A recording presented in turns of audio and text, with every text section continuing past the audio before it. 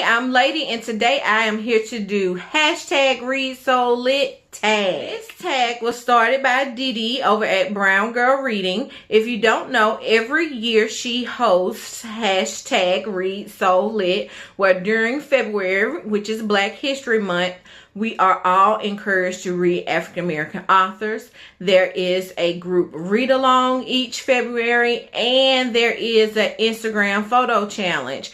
And now we have an original tag.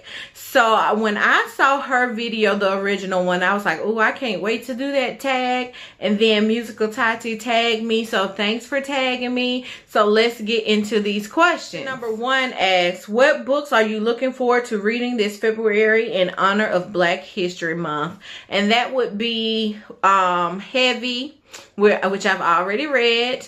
That would be Praise Song for the Butterflies by Bernice L. McFadden. Those are the two that's on my TBR that I just could not wait to finally get into.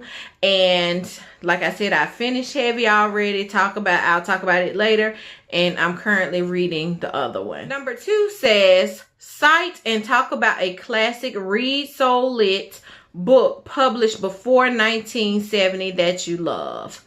And for me, that will be The Street by Ann Petrie. This one was published in 1946. I absolutely love that book. It is one of the realest works of fiction that I've ever read. If you have not read it, you should definitely pick it up. And I'm definitely this year planning to go through her catalog because I just got to get more of her. That's the only one I've read, and that book is so very good. It says, what Readsoullit book would you like to see adapted to film? And none. Just leave the books alone. I've already created the movies in my head, so I don't need them on the big screen. Four says, show and talk about one of your favorite Readsoullit books by a male author. And for that one, I'm going to choose Edward Kelsey Moore. I just finished his book, The Supremes Eat at Earl's All You Can Eat, and I was blown away. He is an excellent author. He provided all the drama, all of the just quick one-liners from characters that I will never forget. And it was just so good. He wrote these women so well. And I wasn't familiar with him. And when I looked him up, I learned that he didn't start really writing until around age 40. He's actually a professional cellist, I think is how it's pronounced. And he writes in his spare time, which is excellent. I'm already looking forward to the second one. So if you have not picked that up, I promise you will enjoy it. And I hear a book two is just as good. 5 asks, what Readsoullit new release are you excited about this year? I have quite a few new releases that I'm excited about, but the one I want to mention is actually a debut novel. So I'm excited to see if it's really good as I think it's going to be, by Anissa Gray, and that is The Care and Feeding of Ravenously Hungry Girls. Now, Goodreads says the mothers meets an American Marriage in this dazzling debut novel about mothers and daughters, identity and family, and how the relationships that sustain you can also be the ones that consume you. So I've read The Mothers, okay? And I did enjoy it, but I have not read An American Marriage. So this is supposed to, you know, be a mixture of the two. So maybe I need to go ahead and pick up An American Marriage. I've heard nothing but great things about it, but for some reason, I just haven't been in a hurry to pick that one up. 6 says, a lot of us diehard fans refer to Toni Morrison as the queen. Which writer do you feel could be the next queen in African American literature? And I tried to think of somebody who I think would fit the queen profile outside of the name that keeps coming up. But I feel like if her name keeps coming up, then she's the queen, right? So in Dee Dee's video, she mentioned the lovely Miss Bernice L. McFadden, which she was the first person that popped up in my mind. When we did the Black BookTube chat, I mentioned Bernice L. McFadden.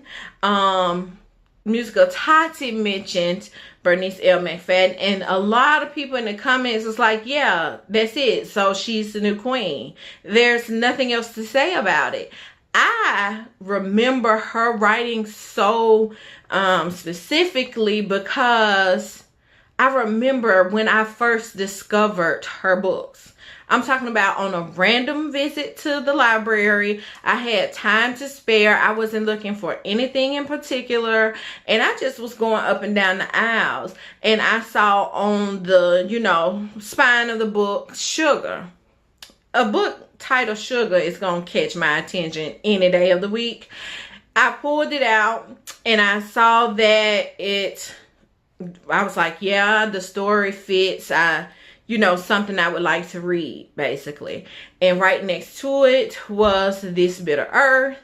And I realized they go together. And I will never forget that first reading experience of reading them both back to back. And this was probably 2007, 2008 when I discovered this. And I've just been hooked ever since. And so Queen Bernice L. McFadden, I said, if 1, 2, 3 people said the same thing, then it's just a fact. Number 7 says, what's the last book by an African-American author you read, loved, and gave 4 or 5 stars? And that would be for me, Heavy, an American memoir by Kiese Laymon. And this book was powerful. It was inspirational. Heavy in the title, heavy into the way it made me feel. This was real. I liken it to how I felt after reading Hunger by Roxane Gay. It is so personal that it almost makes you feel uncomfortable reading it. But it's so important. I feel that it's going to help people, and I just strongly encourage you to listen to it by audio, especially because Kiese Laymon is the one who actually reads the audiobook. So yeah, it is awesome. Give it a try. If you have not, I promise you, it is so very good. Number 8 asks us to find some beautiful book covers and show them. I only have one here, and that is Jam on the Vine by LaShonda Catrice Barnett. I just absolutely love this book. I love that it is actually purple and red in the inside. I love the wrapping around it. If you see it, it kind of looks like a newspaper, which goes with the story of the book. And these 2 ladies on here, it's just a beautiful cover and a great book as well. Number 9 says, Black History Month is about its people. What book would you like to read to learn more about African Americans? So I kind of was wondering about this one, and that was kind of hard for me to pick out one. But I want to talk about, you know, if you want to learn about a people, I started to think about the media's portrayal of my people, in particular African American men. And when I started thinking about that, I started to think about the book Invisible Man Got the Whole World Watching, A Young Black Man's Education. This one is by Michael Denzel Smith. I read it in November. And what I loved about this book, and the reason I'm recommending it, is because I think he's just one black man out of, you know, a world of black men, but the way in which he writes and talks about the black male experience from his viewpoint, excellent. I think it will definitely show people that black people are not just all the same and just like anybody else, but for some reason one black person in a group of white people or a group of non-black people, that one black person becomes the what's the word I'm looking for, the person, the representative for all African Americans. And so in reading that book, he brought out some lovely great points. I haven't seen it much around on BookTube, but I would definitely recommend that one. It's a great one. It's the final question. It asks that we show what we're currently reading, and I am currently reading Bernice L. McFadden's Queen Bernice L. McFadden Praise Song for the Butterflies. This is her newest release.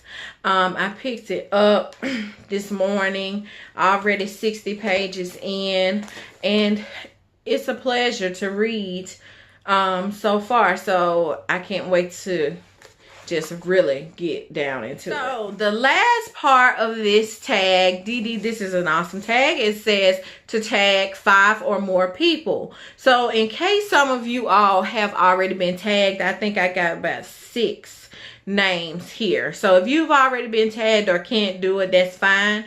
But who I tagged was Peter from Comfy Cozy Up, Troy from Troy Towel, Heidi from My Reading Life, Lisa from Liking Books, Tiara from Come Read With Me, and Cousin from Always Doing. So I'll let them know that I have tagged them in case they don't see this video. If I did not mention your name, or if you have not heard about yourself being tagged yet, do not wait to be tagged. Join in on the fun and get to it. This is an awesome tag. Favorite part of the year for me is Readsoullit. Okay, so that's it for me. I'm Lady, and I will see you all in my next video. Bye.